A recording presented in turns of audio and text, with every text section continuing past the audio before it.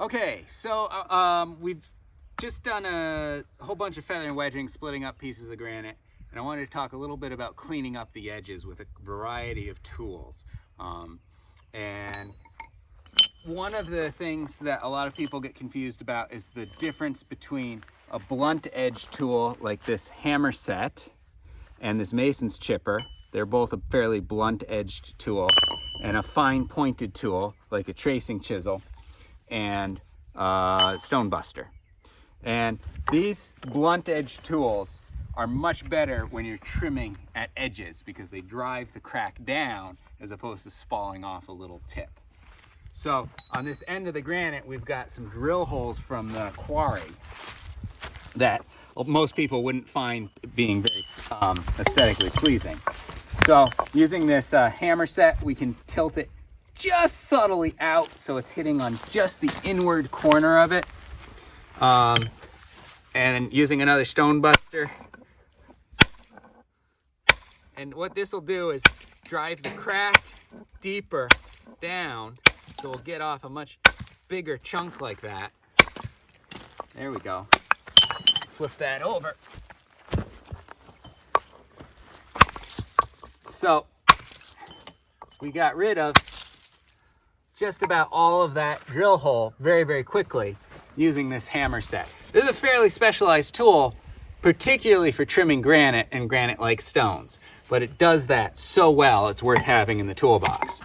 If you get into a little bit of a high spot or point like that, where there's still just a little drill hole showing, you can take this as the rebit carbide point, and you can come in and just a couple taps and pop a section off, and that'll clean up anything in the middle. If we wanted to create a little bit of a bullnose, say, on the edge, just to make it look a little bit less like find a good edge on this rock. Like, that's a very crisp, hard edge, and sometimes that's not so attractive to someone. We'd assume in this case that's probably like the bottom of the stone and that's the face of the stone. So I'm gonna roll it one more time.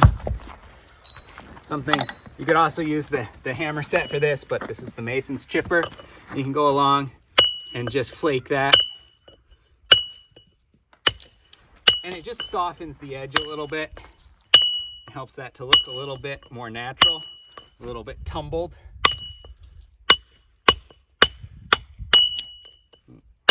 Sometimes you get a little bit bigger flake.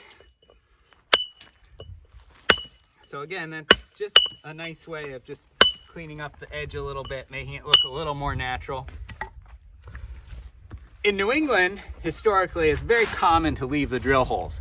So assuming you're not doing something silly like drilling huge holes all the way through your stones, I don't have a problem with leaving the drill mark showing, because historically that's what was done. But sometimes, particularly when you have holes that are like parts of the hole is more than a half circle, it's nice to just come in and flake some of that off. And I usually do that with a tracing chisel. I take my tracing chisel and I sharpen it to a sharper point than how it comes usually. You have to be tender with it because now it's much more fragile and you can very easily break the carbide. But with just a couple little taps set in there, you can just spall off the side of the holes nice and quickly. I'm not totally getting rid of the fact that there's holes there. I'm just mellowing it out a little bit. And pretty light taps.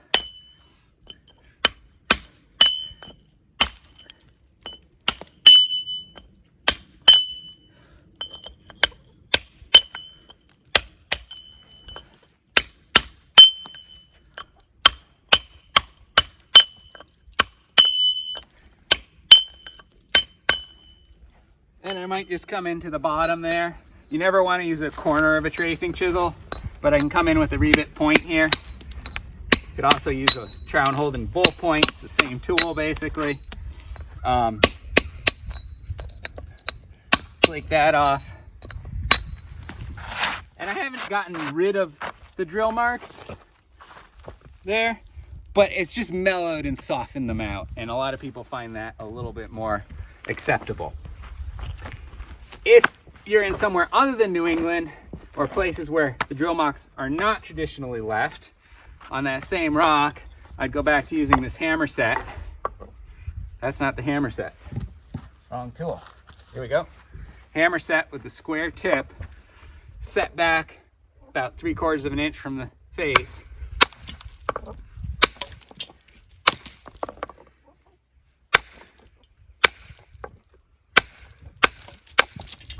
And I'm going to switch to the 4-pound hammer.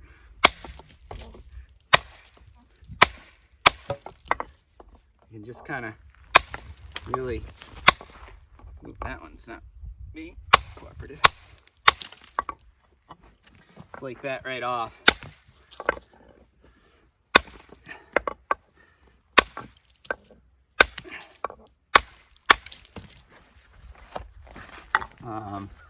Just a little bit of the drill holes left. If that's still bothering somebody, you can come in with a point again. Just flake off the last remnant of them.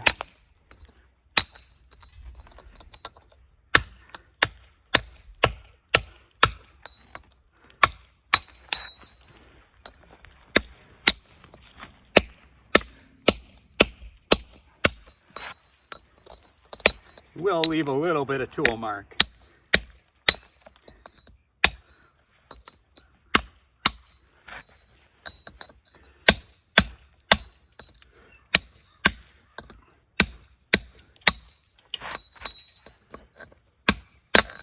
There we go.